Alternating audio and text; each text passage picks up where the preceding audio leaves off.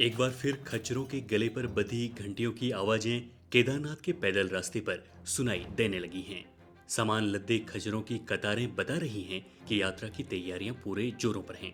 व्यापारी और प्रशासन खच्चरों व नेपाली मजदूरों की मदद से हर जरूरी सामान गौरीकुंड से 21 किलोमीटर दूर केदारनाथ तक पहुंचाने में जुटे हैं। लेकिन क्या इस बार ये पवित्र यात्रा आसान होगी?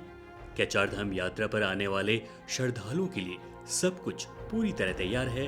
आइए जानते हैं।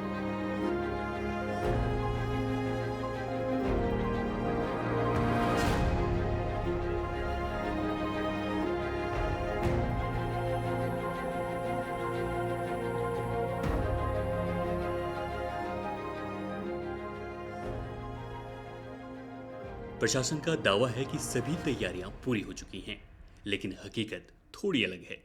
पिछले साल 31 जुलाई की भीषण बारिश और भूस्खलन में सोनप्रयाग से गौरीकुंड के बीच सड़क का एक बड़ा हिस्सा बह गया था। इस हादसे में 6 लोगों की मौत हुई थी, जबकि 21 लोग आज भी लापता हैं। अब तक प्रशासन इस हाईवे को पूरी तरह ठीक नहीं कर पाया है। रास्ता तो बना दिया गया है, लेकिन बारिश के दौरान यहाँ भूस्खलन का खतरा अभी भी बना हुआ है। हालांकि सोनप्रयाग से गौरीकुंड तक जाने के लिए नदी के उस पार एक पैदल मार्ग बनाया गया है।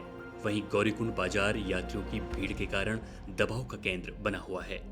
हालांकि आपदा में बह गए यहाँ के प्रसिद्ध गर्म पानी के कुंड को दोबारा तैयार कर लिया गया है। केदारनाथ तक के लिए 21 किलोमीटर लंबे पैदल मार्ग पर भी व्यवस्थाएं सुधारी जा रही हैं। शेड, पानी और बिजली की व्यवस्था की जा रही है, लेकिन सफाई अभी भी एक बड़ी चुनौती बनी हुई है। पैदल रास्ते में हजारों खच्चर रोजाना चलते हैं, जिनके गोबर से कीचड़, बदबू और गंदगी फैलती है। साथ ही यात्रियों द्वारा फेंका गया कचरा भी पहाड़ की ढलानों पर ही ठिकाने लगाया जा रहा है। यहाँ तैनात सफाई कर्मचारियों के लिए काम आसान नहीं रहने वाला। बड़ी लिचोली में यात्री सुविधाओं को विकसित किया जा रहा है। जानवरों के लिए गर्म पानी और यात्रियों के लिए ठहरने की व्यवस्था की जा रही है।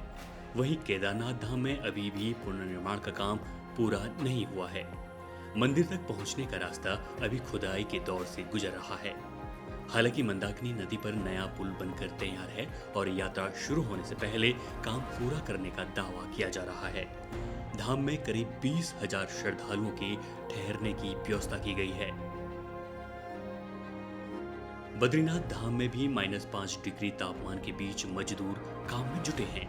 मंदिर तक का रास्ता ठीक किया जा रहा है और अलकनंदा नदी के किनारे घाट व रिटेनिंग वॉल का निर्माण चल रहा है, लेकिन स्थानीय तीर्थ पुरोहितों के आवास और अन्य सुविधाएं अभी भी अधूरी हैं। बर्फबारी में दबे होटलों को व्यापारी दोबारा ठीक कर रहे हैं।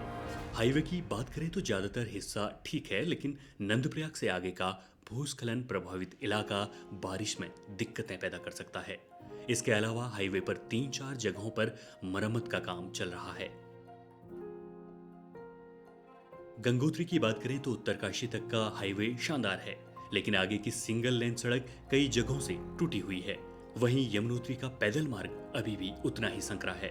30 अप्रैल को गंगोत्री और यमुनोत्री के कपाट खुलने के साथ ही चारधाम यात्रा शुरू हो जाएगी। अब तक 20 लाख से ज्यादा श्रद्धालुओं ने पंजीकरण करवा लिया है। क्या आप भी इस यात्रा पर जाने की योजना बना रहे हैं? कमेंट कर जरूर बताएं। नमस्कार।